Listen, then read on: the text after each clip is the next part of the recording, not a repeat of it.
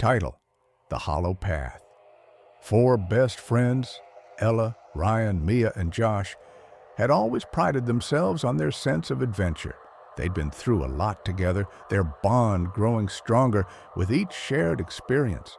So when Ryan found a remote cabin near an abandoned village, close to an old, supposedly haunted forest, they saw it as the perfect getaway. A few days of hiking, campfires, and maybe a little ghost story or two. It sounded like fun. The cabin was nestled at the edge of a dense forest, a forgotten place where the whispers of old legends seemed to hang in the air. The village was even older, its ruins just a short hike away, abandoned after a series of mysterious disappearances decades ago. The locals in the nearby town spoke in hushed tones about the forest and the hollow path that led deep into it. "It's nothing," Ryan said, trying to mask his excitement. "Just a spooky tale to keep people away. We'll be fine." Ella wasn't so sure. She had heard stories. Strange things happened in the woods, but she kept her doubts to herself. After all, the others were eager, and she didn't want to spoil the fun. They arrived late in the afternoon, the sun just dipping below the horizon, casting long shadows across the forest. The cabin was rustic, quaint even, with creaky wooden floors and a stone fireplace. It had all the charm of a forgotten time, though a strange chill hung in the air that none of them could quite shake. They spent the first evening in high spirits, laughing, cooking, and drinking around a crackling fire. But as night crept in, the forest outside seemed to press closer, its silence thick and suffocating. It was Mia who first noticed the noise. "Do you hear that?" she asked, her voice barely above a whisper. Ryan paused mid-sentence. Ella and Josh stopped talking too. In the distance, a faint sound, almost like a footstep, echoed from the woods. "It's probably an animal," Josh said, trying to sound nonchalant, though his eyes scanned the darkened tree line. But the noise came again, closer this time. Not an animal, something heavier, deliberate. The air in the cabin grew colder, and the fire sputtered as if the flames themselves were struggling to stay alive. Mia shivered. "We should get inside," she said, her voice tight. They hurried into the cabin, locking the door behind them.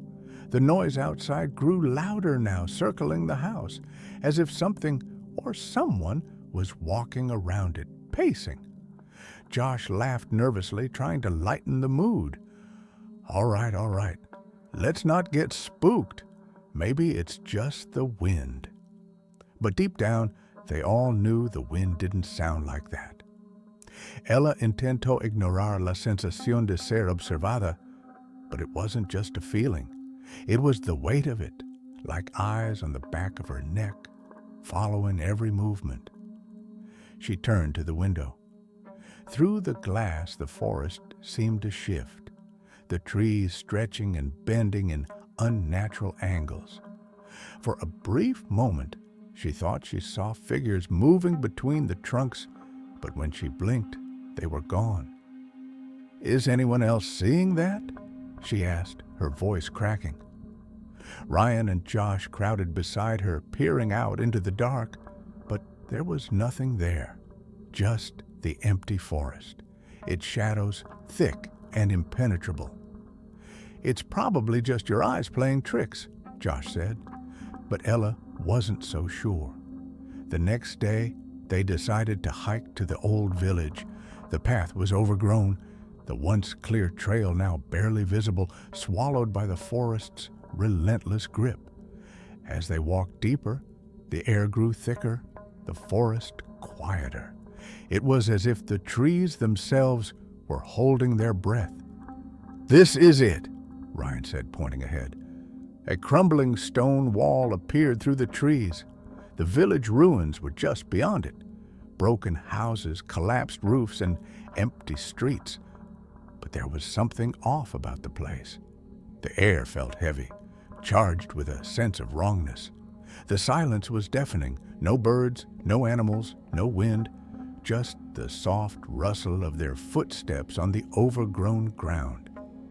They explored for a while, but the further they ventured into the ruins, the more uneasy they became. "Let's head back," Mia suggested, her voice trembling. "This place feels wrong." But as they turned to leave, the ground beneath them seemed to shift. A low rumble, almost like a distant growl, vibrated through the earth. Ryan looked down, his eyes widening. "Did you hear that?" And then, from somewhere deep in the forest, a single voice called out, low, guttural, barely a whisper on the wind. "Come closer." The four friends froze. It wasn't the wind, it wasn't an animal, it was a voice. But it wasn't human. Before anyone could respond, the ground beneath their feet cracked, splitting open like a wound. The earth trembled, and the ruins around them seemed to lean inward, the broken walls twisting in impossible ways. Panic surged through them, and they turned to run, but the path had disappeared. The forest had closed in. "Come closer!" It came again, the voice louder now, as if it was right behind them. The trees swayed violently, and from the shadows something began to emerge, dark shapes, shifting in and out of the blackness like figures made of smoke and bone. The air grew thick with a stench of decay, suffocating, rancid. Mia screamed, "Run! Run!" But no matter how fast they ran, the path twisted and stretched. The forest was alive, pulling them deeper, trapping them in its ancient embrace. Every turn led them back to where they started, to the same haunting call. "Come closer." Ella's heart hammered in her chest. The forest wasn't just a place, it was a trap, a predator. It wanted them. They tried to scream, but their voices were swallowed by the trees, and then the hollow path revealed its true face. From the shadows, an ancient figure stepped forward. Its eyes were hollow, black pits that swallowed all light. Its mouth twisted into a grotesque smile. The thing was made of the forest itself, its body shifting, rooted in the earth. The friends tried to run, but their legs refused to move. Their bodies froze, paralyzed by the weight of the forest's will. And then, in a voice that rang with ancient power, the figure spoke, "You're mine now."